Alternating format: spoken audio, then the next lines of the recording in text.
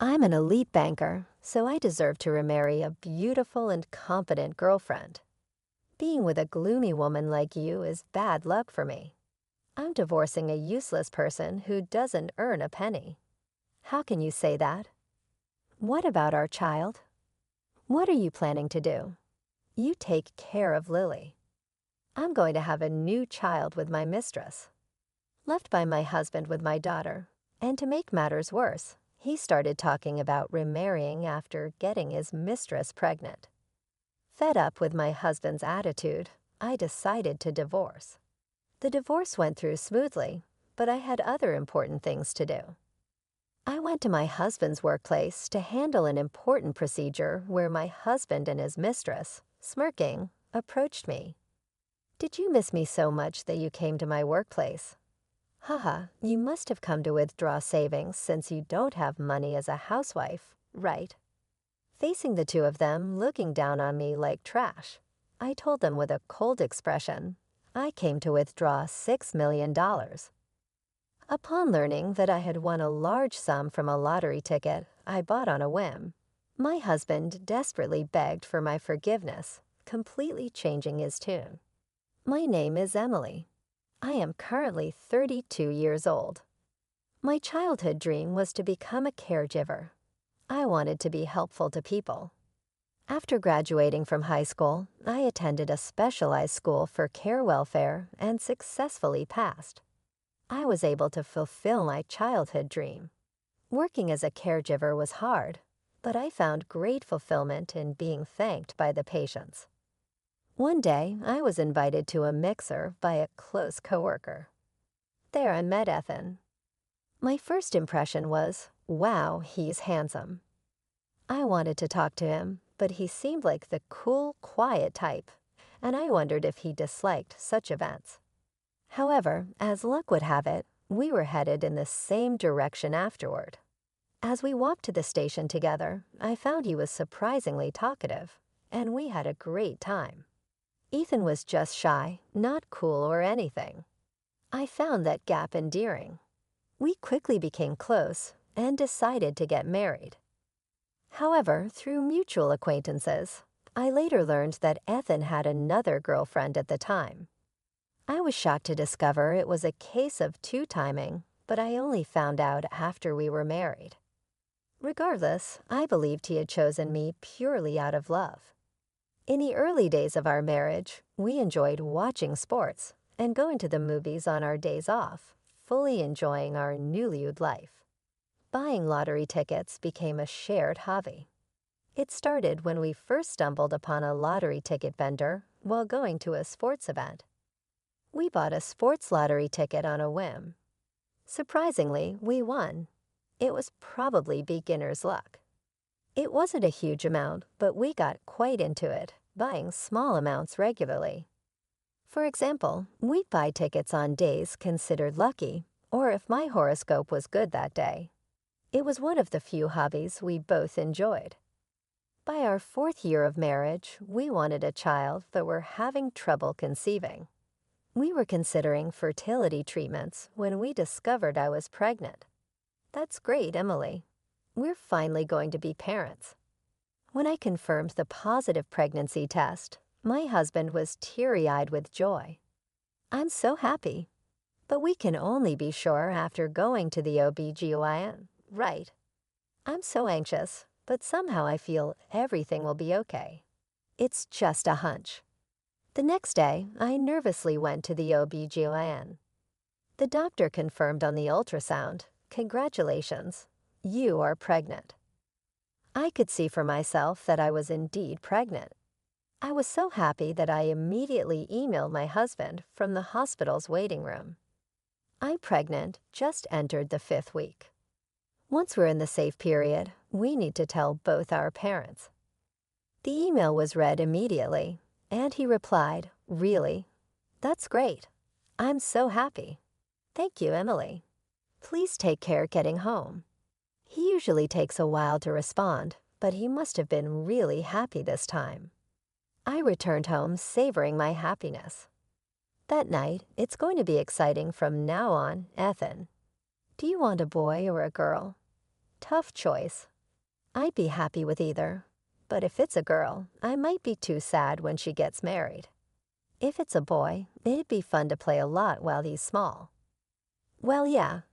But if it's a girl, I'd love to talk about love stories with her. We had such light-hearted conversations while eating dinner. Soon after, we found out the baby's gender.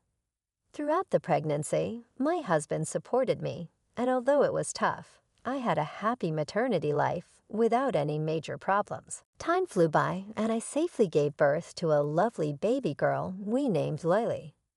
We talked about overcoming challenges together as a couple, but after the pregnancy and birth, I quit my job.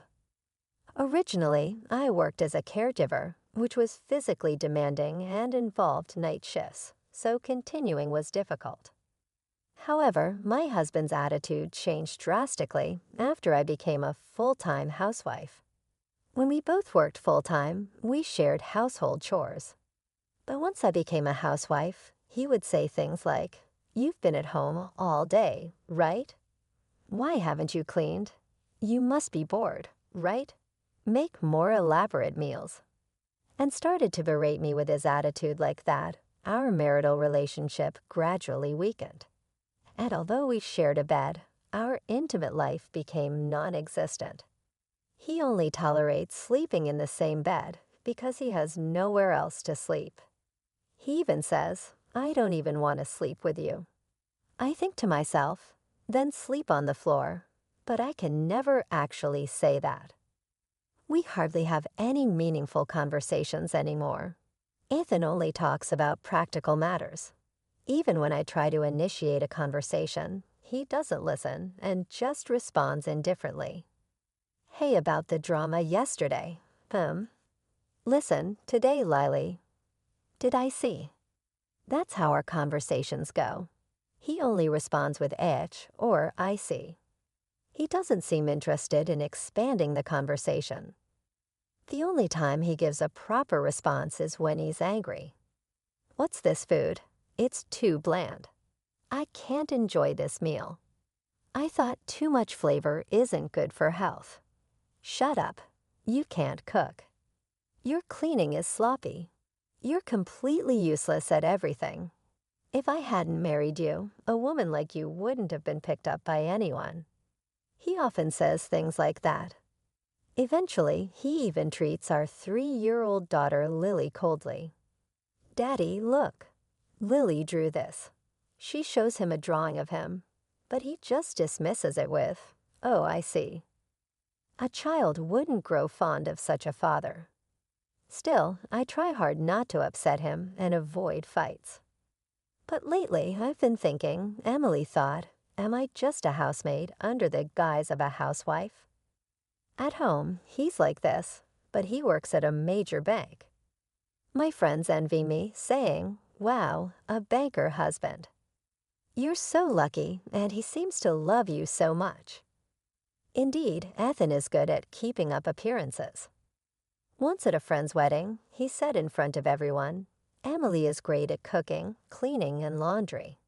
She's a really good wife." Hearing this, my friends were all excited, exclaiming, "Wow, that's so sweet." However, in reality, at home, he has no interest in me or our daughter and is just an abusive husband. He's a completely different person at home and outside. And my husband, Ethan, was incredibly selfish. On weekends, he'd leave without saying where he was going, returning home past midnight, never helping with household chores or childcare during the week. I never knew when he'd finish work. He'd come home late without any explanation. And if I asked, he'd snap, "What I do and where I go is none of your business. Just be grateful that an elite like me brings money home." He'd even say, "You're always at home, but can't handle household chores. A useless person like you has no right to complain to an elite like me. You've lost all your charm and don't look like a woman anymore, just using childcare as an excuse." I was devastated and cried when he first said that. Despite that, I didn't give up and tried to rebuild our relationship. But with Ethan hardly ever home and always in a bad mood in the mornings, our lives just drifted apart. This led to a de facto separation within our home. Others might think I should just get a divorce. Indeed, the thought of divorce had crossed my mind many times. But as a full-time housewife, could I raise my young daughter Lily alone? Would I be able to find a job quickly if I started job hunting now?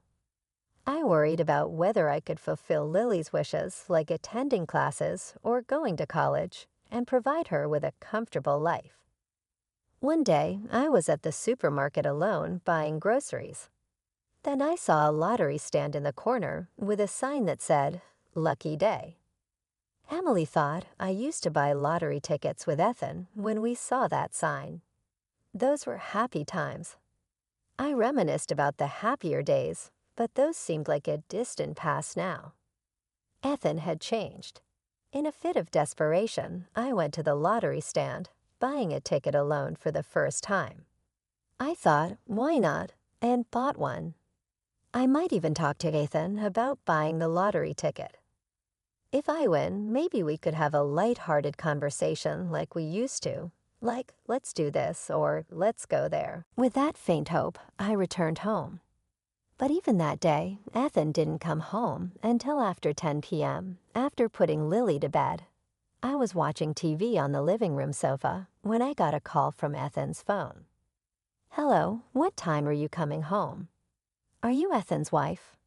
I heard an unfamiliar woman's voice. A bad feeling washed over me, and I felt a chill. "Who are you?" "I'm Karen. I'm Ethan's girlfriend. Your husband is sleeping right next to me." The caller was Ethan's mistress. "I've been wanting to talk to you." "I love Ethan, and he feels the same. To be blunt, we want you to get a divorce." Ethan said, "My housewife wife is almost done serving her purpose. He'll probably bring it up soon, so please start preparing for the divorce." I was furious at my cheating husband, but I had been unaware of his affairs before and during our marriage.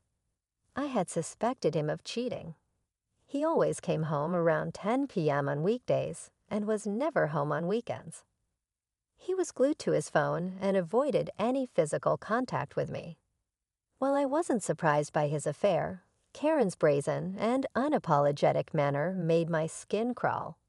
Her confident and triumphant tone, and the thought of Ethan sleeping soundly at his mistress's house every night, phone in hand, made my blood boil. "I see. I can't say anything without talking to my husband, so I'll end the call now. Let's talk again later."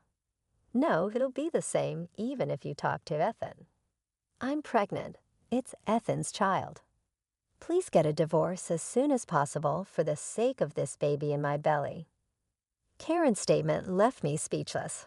"Pregnant? You must be kidding." "No joke. I'm an elite banker. I'll provide for Karen and the baby," Ethan said. "So I'll marry him, and we'll raise this child together. Time for a wife swap, haha. Oh, and can you send Ethan's stuff over to my place quickly? This woman must be out of her mind. I have a precious, beautiful daughter at home. And Ethan parading around as an elite banker everywhere was just appalling." I was so fed up that I calmly asked for her address instead of arguing. "All right, what's your address?" I said. She replied, "Oh, aren't you obedient? It's at XX Town, YY City." I noted it down meticulously and hung up. Ethan returned home late, admitting to the affair as soon as I confronted him about Karen's call. "Oh, she just spills everything, haha. I'm an elite banker, so I deserve someone beautiful and competent like Karen. I stayed with you, a mere housewife, thinking you might be useful. But lately, I've realized that being with a gloomy woman like you brings down my luck. I'm divorcing a useless person who doesn't earn a penny, hava." His cruel words felt like sharp stabs to my heart. "Luck, useless housewife, but we have a daughter to think about." I gathered my strength to ask, "What about Lily?" "You take care of Lily. I'm going to have a new child. Of course, I'll pay the property division. A mere housewife like you can't live without it, haha. Unlike you, it's easy for a high earner like me to pay property division, haha. No apology, no regard for our daughter. Does this man even have a heart? Something inside me snapped. I had no more attachment to this man. I had to protect my daughter alone. Ethan kept talking about Karen, whom I hadn't even asked about. She was a 24-year-old newcomer at his office, popular and beautiful. Ethan gleamed as he said, "I'm leaving you, an old lady, to start a second life with someone young and cute like her." His words in his affair had hurt me deeply, but I couldn't even cry. I just wished for their misfortune. Ethan left that day with minimal belongings, saying he'd send the divorce papers once everything was settled. He didn't return the next day or the day after. He was probably staying with Karen. I started preparing for the divorce. I consulted a lawyer before filing, as I heard it's better to arrange property division beforehand. I sent Ethan's belongings to the address Karen gave and began preparing to move back to my parents' house with Lily. While clearing out the house, I found more of his stuff and contacted him. "I found more of your belongings while cleaning," I said. He casually replied he'd come the next day to collect them. The following day, Ethan arrived, and to my surprise, Karen was with him. "Nice to meet you, ex-wife. I'm feeling sick from morning sickness. Did you sign the divorce papers? Can you hurry up and finalize the divorce?" Karen was indeed beautiful and much younger than me. Seeing Ethan holding her, seemingly pregnant, was revolting. I just wanted them to leave quickly. "Here are the divorce papers and your belongings," I said, handing over the completed divorce papers. Ethan roughly signed them and handed them back. "Here, make sure you file these today." Sure, I replied. With that, they left. I sighed in relief. Now I had important procedures to handle beyond the divorce. The divorce with Ethan was finalized, and I received a lump sum property division payment. It was only to be expected, given his frequent boasts about being an elite banker. A week later, I visited the bank where Ethan worked for an important matter. Ethan approached me with a smirk as I tried to proceed with my business. "What, you missed me? You're hung up on me, huh?" Then Karen, who was supposed to be at the reception, came out too. "Oh, look who it is, the ex-wife. What are you doing here? Let me guess, you're a housewife with no money, so you're here to withdraw savings, huh?" Haha. Their sarcasm was unbearable. "No, I'm here to withdraw something else." "What, $6 million? What?" Yes, the lottery ticket I bought at the supermarket turned out to be a winner. When I used to buy lottery tickets with Ethan, we would excitedly check the results together. But this time, I bought it alone and didn't expect much. Casually checking the results online, I saw the message, "Congratulations on your win." I scrolled down, thinking it was just a small prize, but saw an amount I had never seen before. Prize amount $6 million. Counting the digits, I realized it was $6 million. I was in shock and just stared at the screen, unable to move. The whole day felt like a dream, and I couldn't focus on housework or childcare. The next day, I checked again on my computer, and it still showed $6 million. I followed the instructions for claiming my prize, feeling somewhat detached as if it were happening to someone else.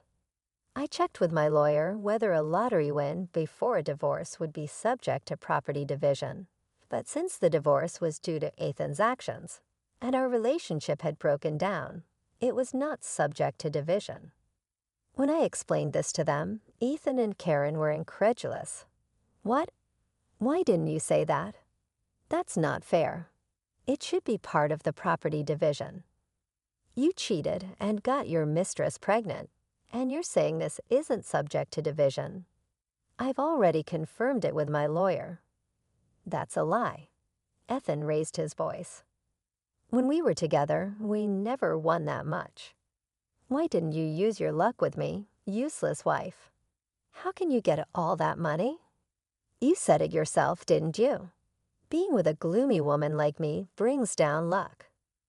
Maybe the bad luck was because of you, huh? Karen pulled at Ethan's arm, saying, "What's with this woman?" "Ethan, let's go. It doesn't matter how much money she has. Let's just leave." But Ethan didn't move and said something unbelievable. "Hey, Emily, I'm sorry. Let's get back together, huh?